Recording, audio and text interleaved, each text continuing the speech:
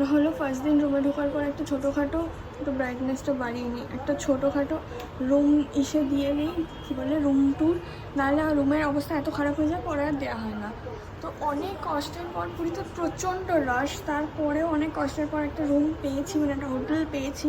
হোটেলের নাম সোনা ইন্টারন্যাশনাল। এটা হচ্ছে একটা ডাবল বেডেড রুম, যেটাতে খুব কষ্ট করে আমাদের থাকতে হবে, কারণ পরে বলছি। ব্যালকনি,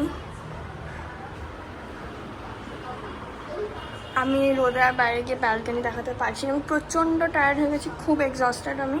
একটা টিভি প্রোভাইড করেছে এখানে, আর এখানে ড্রেসিং টেবিল, খুব সুন্দর জায়গা, যেটা আমার লেগেছে। এখানে একটা ফ্রিজ প্রোভাইড করেছে, এখানে ওয়ার্ড্রপ, যেটার ভেতরে এখনো কিছু নেই।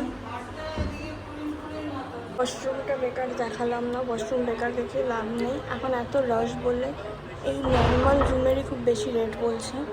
এই ব্লগটা ভালো লাগলো, make sure to like it, commented, মানে রুম ট্যুরটা ভালো লাগলো, আর আমি ডেসক্রিপশনে ফুল ডিটেলস পত্র দিয়ে দেবো।